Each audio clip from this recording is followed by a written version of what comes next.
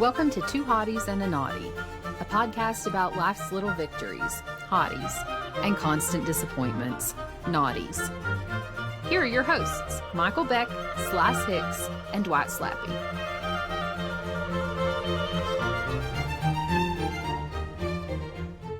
Welcome to Two Hotties and a Naughty. I'm Michael Beck. I'm Hicks. And I'm Dwight Slappe. Boys, you've been out in the world lately, walking around, seeing all the bullshit that's everywhere now, just flying through the air, under our feet, getting in between our toes. It's awful. Mm-hmm. So lately I've been thinking about distant galaxies and imaginary pasts, sci-fi, fantasy kinds of worlds. We're all big nerds here. Well, Slice less so, but Dwight, you and I, we're big nerds. Oh, Slice here. Is a giant nerd. Slice is a big old dork. Yeah, true. I'm a closeted nerd, so. But all yes. right. No, we have to schedule this podcast around his D&D game. Right? Never forget that. There's a little alien right over my shoulder. Little Mac and me watches over me. I'm a nerd. I'm a geek. How about that? I guess if I say I am. Well, since we've all determined that we are, in fact, various levels of nerd and geek, boys, what is your hottiest sci-fi or fantasy world in which you would be comfortable living? And here I, of course, am going to go to the world of Star Trek, which is an easy, lazy answer, but it's also the correct answer because they live in this fabulous egalitarian utopia where every individual gets to be self-actualized, where there is enough food and shelter for everyone, and you get to fly through space and talk to guys, usually with ridges on their heads or sometimes a weird ear thing, but usually one of those two things, nothing too off-putting. There's some racial essentialism in Star Trek I don't care for all the time, but other than that, like it's really that the super futuristic gay space communism that millennials used to talk about 15 years ago. And circa Star Trek II Wrath of Khan, you get to wear really great looking uniforms all the time with those little ribbed turtlenecks. I love those things. It's if you were in the Star Trek universe, I would recommend being able to tell the difference between what ridges and what ear things.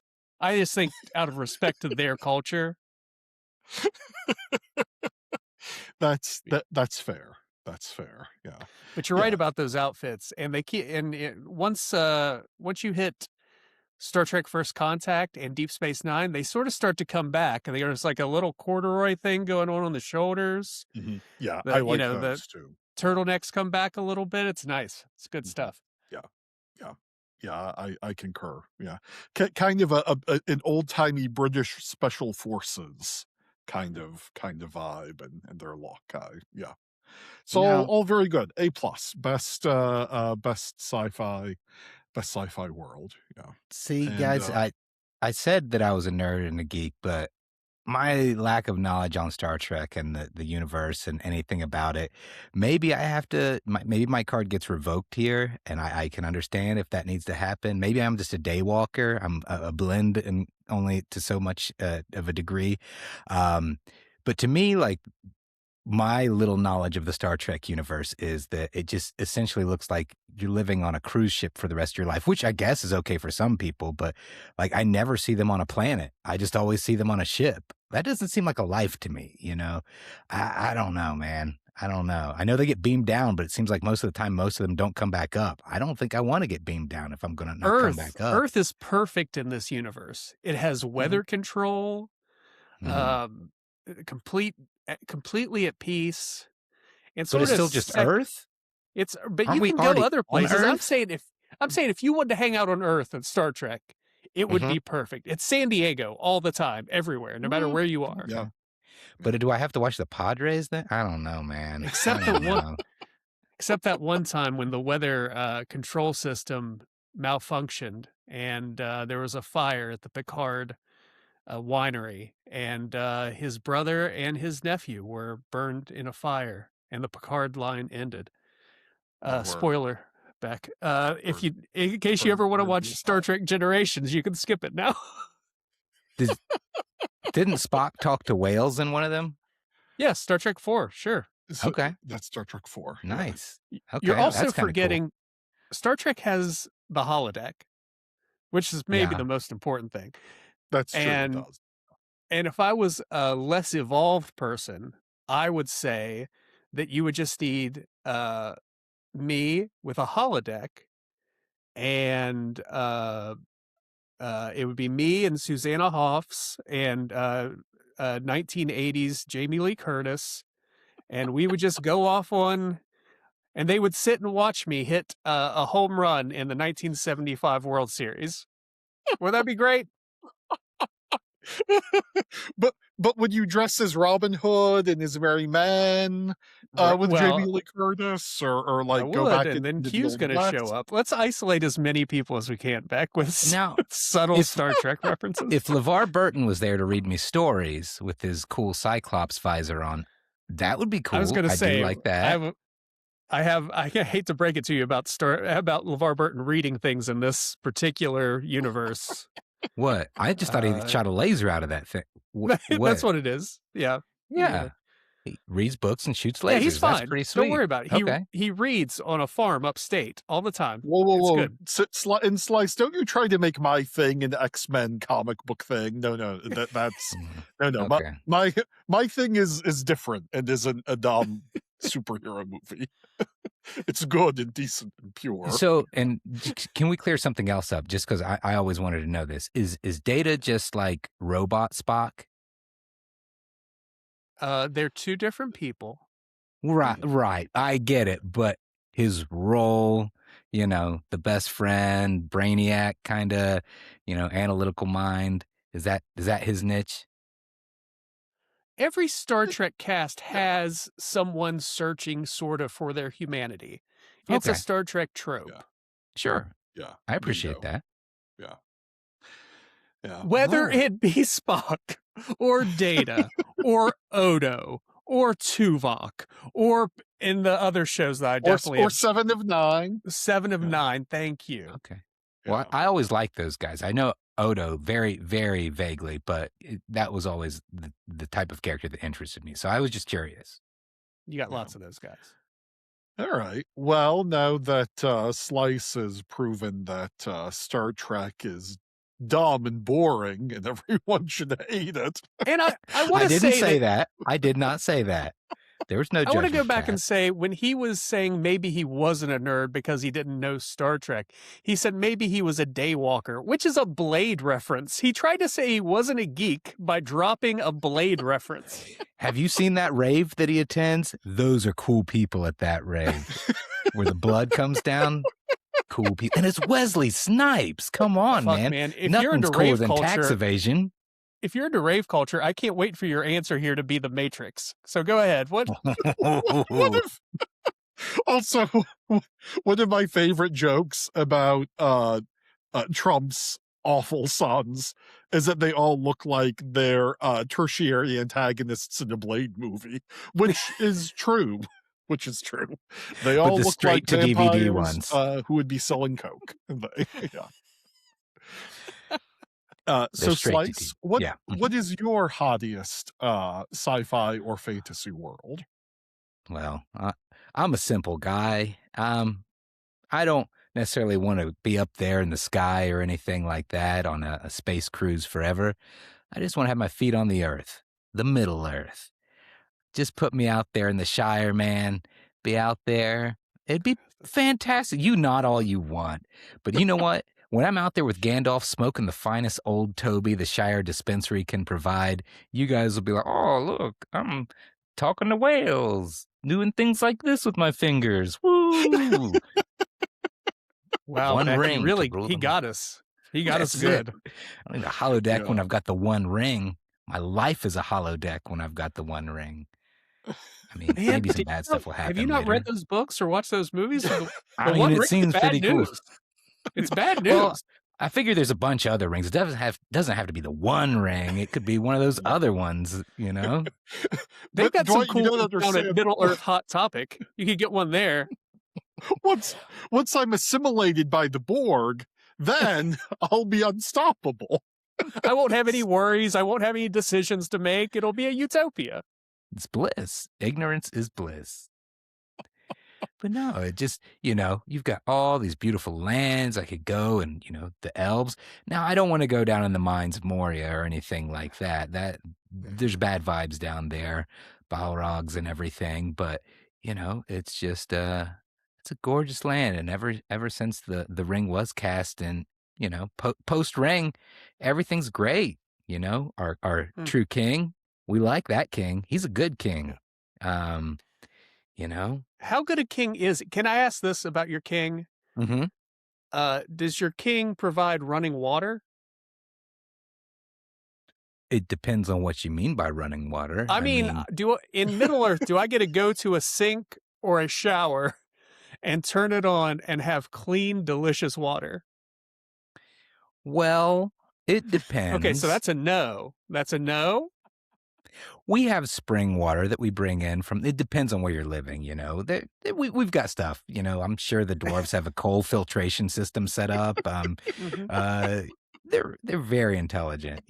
That's a behind the scenes. We don't really talk about it that much, and you get used to it. It's kind of like going on vacation to certain places. They say don't drink the water, but if you do it enough, you'll get used to it eventually. Your stomach will, those parasites will assimilate. Now, see, Slice. I tried to tell myself you'll get used to it eventually. When I was watching the Lord of the Rings, I think prequel on Amazon Prime. I don't remember the name of it. I watched Rings of several Power. episodes of it, and it was terrible. It was the slowest, most tedious shit I've ever seen, and it really poisoned the whole little world for me. Those Peter Jackson original Lord of the Rings movies, which I loved and were great, they are worse now because this other awful thing exists. Well, that's your fault for being such a nerd that you watched those. I stuck with just the movies and the Hobbits. So, that's what I'm saying. You walk the day walk and you can live an ignorant, blissful life. I watched that show. I think it's good. I wanted to. I just never got around to it. It's pretty good. Not going to change your life. Pretty good. Now that Beck says he hates it, I'll definitely watch it, and I'll love every minute of it. Wait a second. When you said you've seen the movies, does this mean those Hobbit movies too? The ones That's Peter Jackson? also No, in those Middle are Earth. bad. Those are bad. I mean, they're not great, but there's some fun. A dragon voiced by Benedict Cumberbatch, right? Smaug. Yeah. I mean, it's fun. I don't understand why it's like 40 hours worth of 4 movies. For like a 150-page book. Yeah. Yeah. For a book that's essentially a YA. You don't understand why. You don't understand why. Why would Hollywood do such a thing? Why would they do this? Why would they drag this out to an ungodly amount of footage? Okay. Maybe. It's for my just pleasure. a matter. It's just a matter of time until someone realizes I can just make one 30-minute movie and just charge these degenerates $400 a ticket to come and see this. And they won't produce a bunch of content anymore. They'll just produce one concentrated bit of content and charge exorbitant. I still love watching the old animated ones. Not much of a conversation point there, but I love watching them sometimes. Like to have some old Toby and watch the old animated ones. All right. Well, Rankin Bass is a great segue into Dwight. What is What is your hottiest fantasy or sci-fi world, and why is it animated by Rankin Bass? You both make such great points, and by both you, Beck, you make some great points. But I'm going to go a little more grounded. And I'll be the first thing I thought is like, wow, I feel like I'm too moist, and let's go to Arrakis. But I'm not going to do that. On a more grounded note, I'm going to say the best fantasy world to live in is the Adam Sandler fantasy universe. Okay. It seems in this universe, you have no real responsibilities. You just get to go to beautiful, beautiful vacation spots with all of your friends. And there's like a hot blonde hanging around constantly with Yeah. you, I guess. Right? Mhm. You're in Hawaii, you're in Thailand, you're in on a golf course, other Adam Right. Sandler places. Your rich dad's Louisiana. mansion. Mhm. Yeah. And just all your friends are around constantly, and you just get a goof off. I mean, at this point, that seems pretty good. This is I can't argue this is a that. good point. I wouldn't tell other people to watch me do this. And I wouldn't watch other people do this. Like, certainly I've not seen most of these Adam Sandler films. But it seems if you're an Adam Sandler, it's a pretty good gig. Now, here's my I'm almost ready. I'm almost ready to get into this boat with you, Dwight. Okay. But here's my concern. A world like this seems like the kind of world where Vince Vaughn might stop by sometimes. I don't know if Vince Vaughn has ever been in an Adam Sandler film. You're worried about the wrong Blending. person. Yep, you're blending multiverses here. You're So worried about the comedy wrong person. You should be worried about Rob Schneider. That's it. That's the That's one. who you should be worried about. Oh, yeah. That's much worse. That's the problem. I'm all in until I hear the first "you can do it." Then I'm done. I'm out. Back to That's Middle Earth true. I go, never to return. The Sandler. I'll be honest, guys. I was really reaching. Beck said Star Trek. That's the right answer. I'm sorry. I knew this was a panic and pivot, like trying to find a different one. I knew he was going to say Star Trek. I still wasn't. What am I going to do? Jerk! What an absolute jerk move. I mean, what am I going to say? Game of Thrones? I mean, that crossed my mind, but I feel like I'd probably be, I don't know, executed. I don't think it'd work out well for anybody. No, right? No. What about the world of Battlestar Galactica, where everyone is horribly scarred by a terrible catastrophe and also fighting God? What about Kevin Costner's Waterworld? What about Mad Max? What about? Now, if I could be the guy playing guitar on top of that car, now that's okay. Yeah. That's a good gig. What if you could be Peter Gabriel in Kevin Costner's Waterworld? Peter Gabriel's in Waterworld? Am I not remembering that? Isn't he a mayor or something of a... Are you thinking about Tom Petty and The Postman? Oh my God, yes I am. Oh my God. Oh. That's a bunch of things that aren't right. It's like really Vince wrong. Vince Vaughn and Peter Gabriel showed up and things got wild. Oh, end of segment.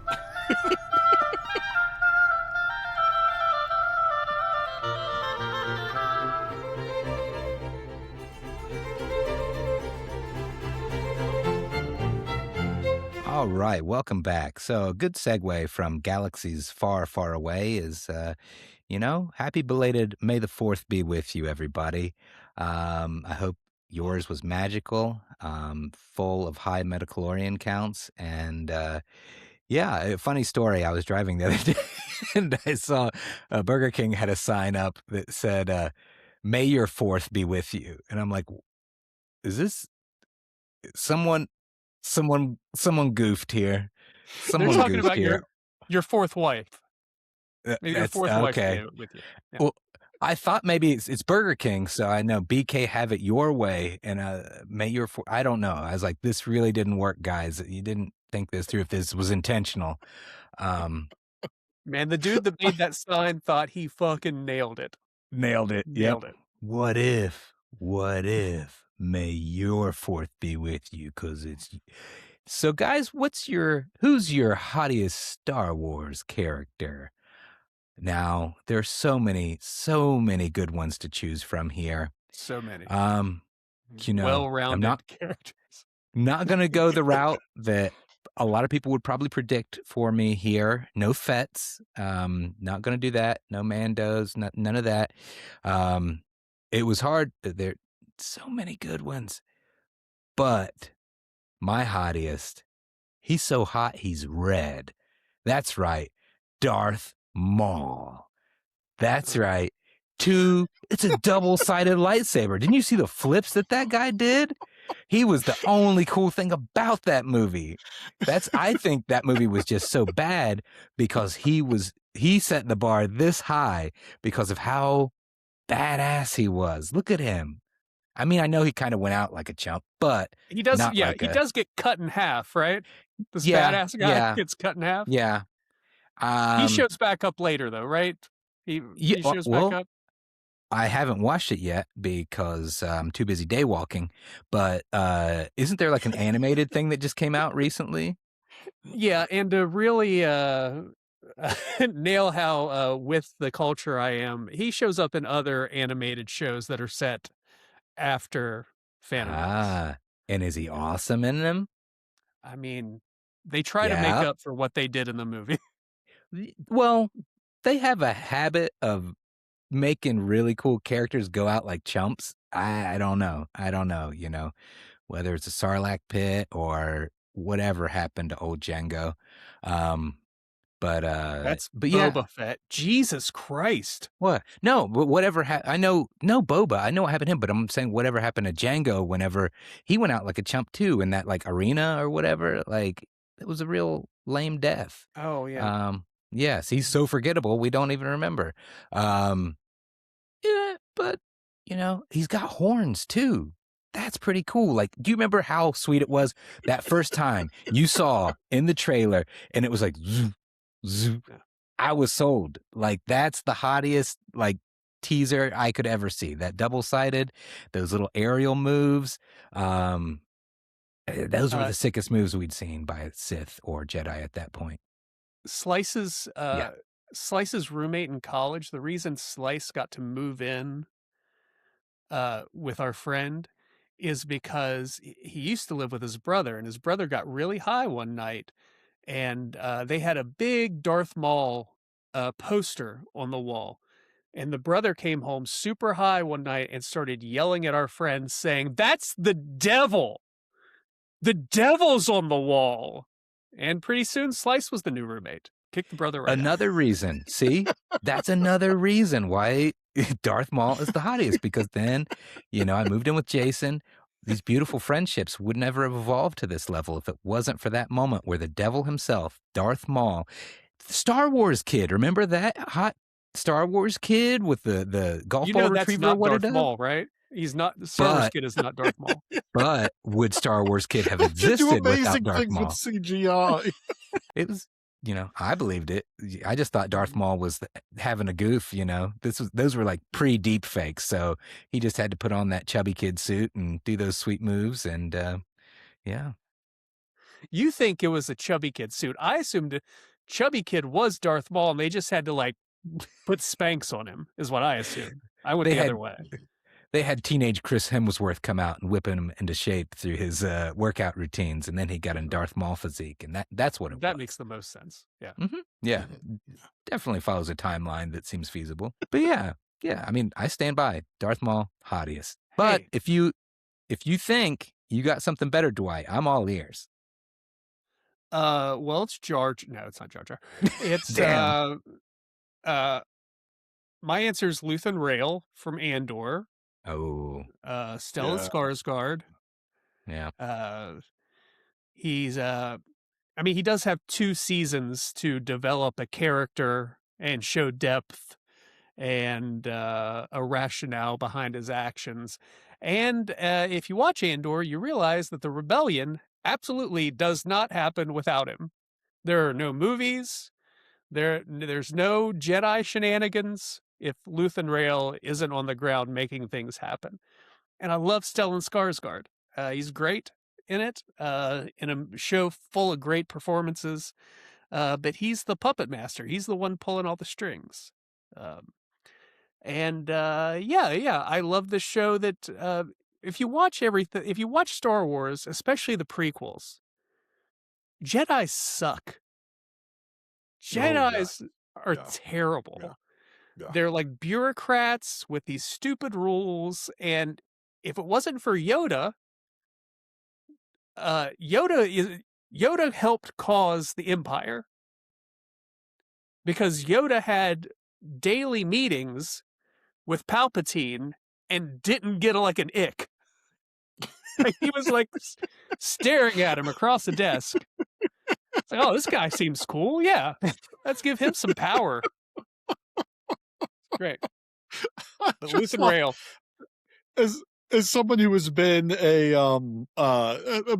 bureaucrat in a vast system, not unlike the late Republic, early Empire, I've got to say that Yoda should be assuming everyone he's ever in a daily meeting with represents the dark side of the Force, because that's what I think. I mean, that's any other middling bureaucrat you're working with, like they're in touch with the Sith. Like that is true. You know this could have been. I'm glad I don't have to Nailed it. look for the clip Nailed this it. week. There it was. That's it. If I had to choose a character from the movies outside of TV, well, I'll let Beck choose, because I don't want to trample on Beck's. Yeah, here comes Beck with Max Rebo. Yeah, He's gonna pick James T. Kirk, which is the right answer. yeah. I'll also point out that none of us named the Star Wars universe as the place we'd want to live, because it's gross. no one wants the Star Wars I've universe. often dreamed of being a moisture farmer, though. What a life. Or having my planet just blown up.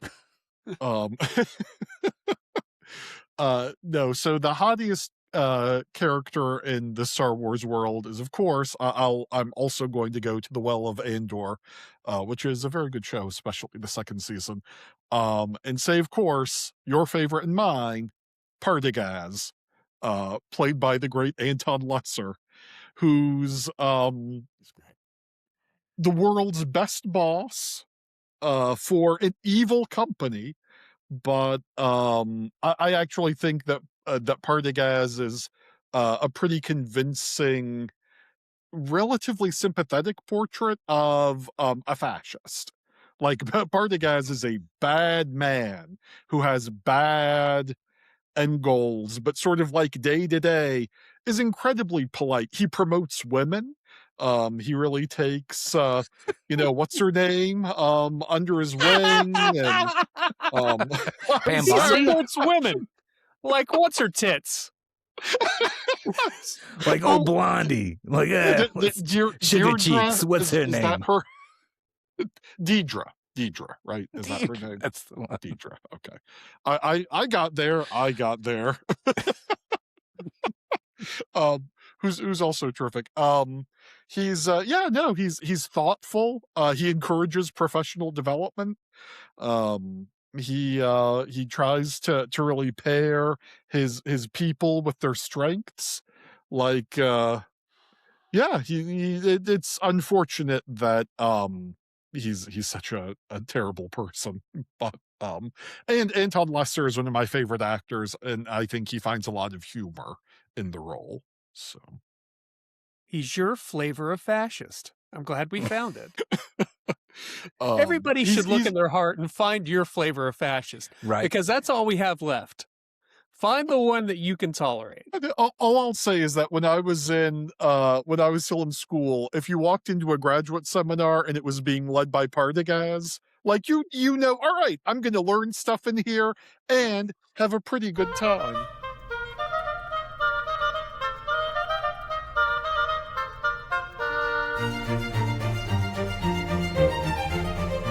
I don't know if you guys saw, but we had a very important visitor at the Pentagon this week. I don't know if you've been keeping up with the news. There's a lot going on.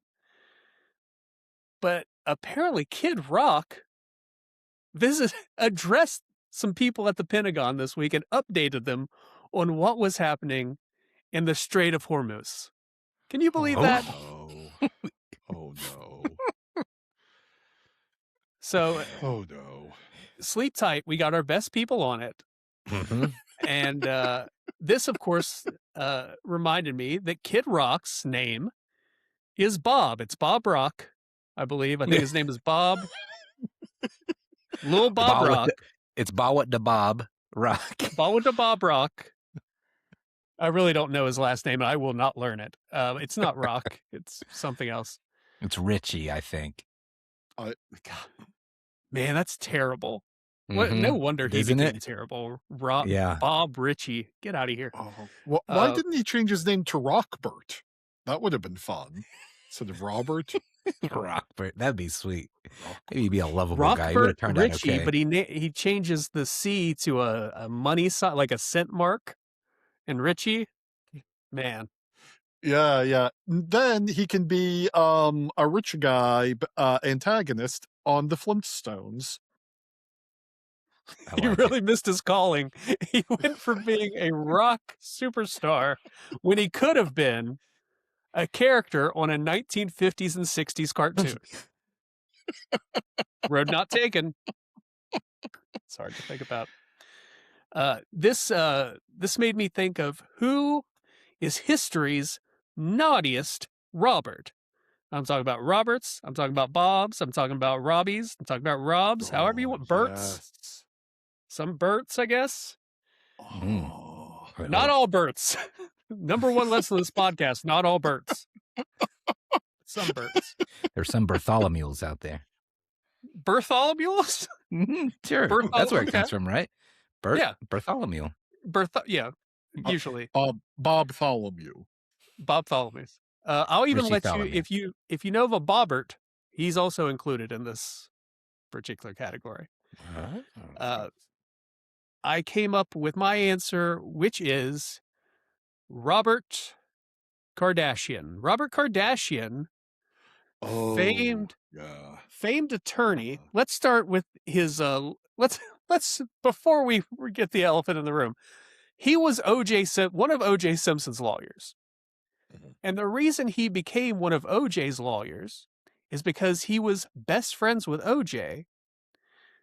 When the murder happened, he had let his law degree lapse. He took the bar again, got certified as a lawyer so he could be on O.J.'s legal team. So he was disqualified from testifying about prior acts O.J. had committed against Nicole. Also famously, while O.J. took his trip to Chicago before he was arrested, he was seen carrying a bag of O.J.'s clothes away from O.J.'s house. And I don't know what could have been in there that was covered in blood. We don't know. So this is how I knew who Robert Kardashian was. And then 15 years after that, he curses us, not directly, but his seed has cursed this beautiful land of ours by just producing daughters, just terrible, vapid daughters that somehow became the most famous people in the world. And you will never convince me that if the Kardashians didn't exist, Trump would have never become president. Because they established a level of celebrity that didn't require you being good at anything. Which let Trump be in our lives and on our TV, on a stupid game show. And then the dismantling of America directly from Robert Kardashian's ballsack. So this was my thought. There are a lot of before we get into it. Yes, there were Nazis named Robert. I get it, but this is. I feel very passionate about Robert Kardashian being the worst Robert of all time. I mean, you make a good case, that's for sure. Especially now that I look at it from that lens. Yeah. Wow. Fuck you, Rob Kardashian. Yeah. Not Rob Kardashian. Oh, Robert sorry. Yes. Kardashian. Sorry. Robert. Because Rob's the son. Rob's the son. Rob, I mean, he's just in the middle of this shit. He just exists. Poor Rob. He's just an afterthought. I will say one of the things that I am proud of myself for is that I know that Robert Kardashian was the father and a lawyer. I didn't know that whole business about him becoming an active attorney again, so he didn't have to testify against OJ. That seems on brand. And I know seems Kim, like there should be rules against it. Kim, and maybe is there a Chloe? Is that there is a Chloe? Okay. And I Slice think will those name are every all of the Kardashian ones for I you right know. now. Slice, you want to go ahead and name all of them? I've tried to erase them from my memory, but no. Once upon a time I could, but luckily I don't watch that much reality TV with Autumn. There's Kim, there's Courtney, there's Chloe, there's Hildegard, Sequoia, Arbogast, Leia. Yeah, Nevaeh. Don't forget her. Deanna Troy. Partagaz again. Baba Yaga. Partagaz and Bocephus. I think that's all of them. Slice, what about who's the worst Kardashian? That's a whole other topic. Slice, who's the worst Robert? Who's the naughtiest Robert? We're skipping Beck. We got to hear Beck's Robert or Bobby or Bobo. Oh, okay. Or Bobert. Sorry, guys. I was in a tizzy there. It's okay. I get it. Well, I'm going to read aloud some of my Robert's crimes to all of you. And maybe you can guess who it is. If he steals mine, I'm never letting him go before me again. He's about to steal mine too. Go ahead. I love flying. I've been to almost as many places as my luggage. Okay, he didn't steal mine.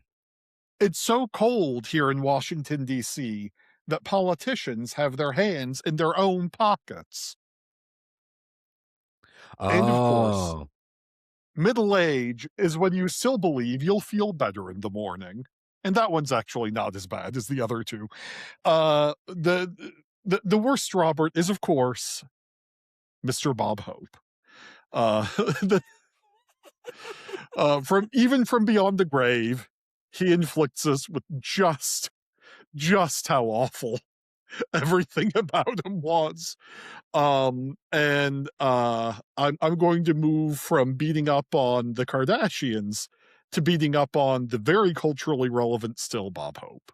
Just the worst. Some of those road movies he made with Bing Crosby, who all of our listeners also, of course, know. Bob Hope, Bing Crosby.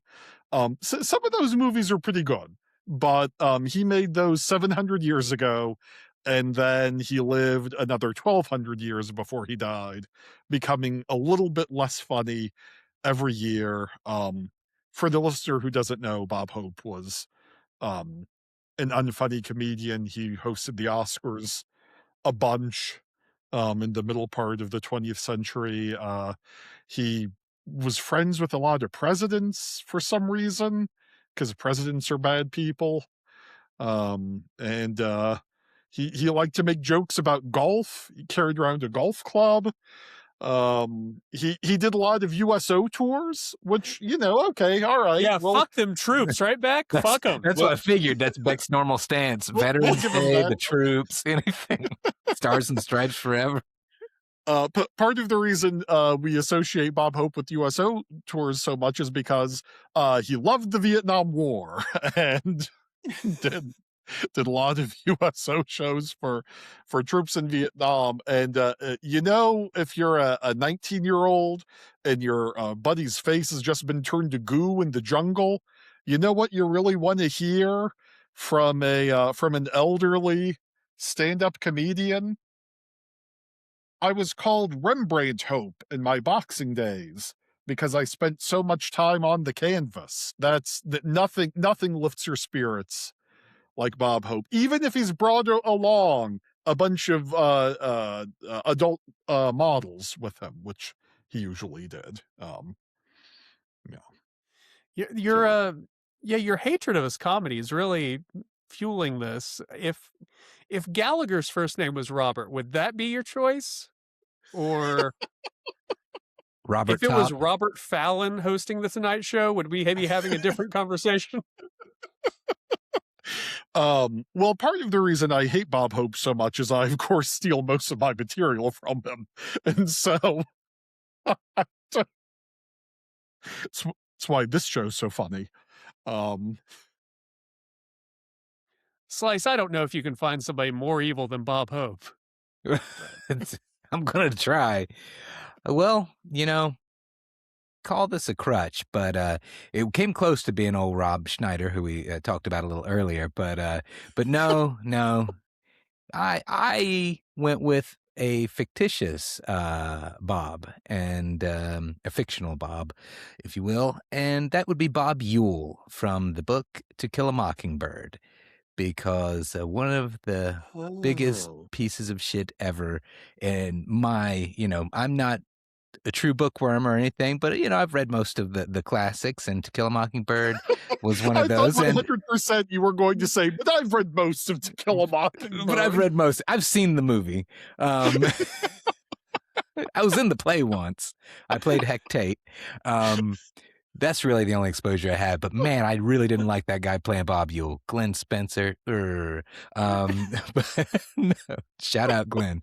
But no, Bob Ewell is just an absolutely deplorable human being, on top of the racism, beating his children, raping his children, the false accusation framing, trying to kill kids. The list goes on and on. Just an absolute. And the thing is, it's like there are people in this world who inspired that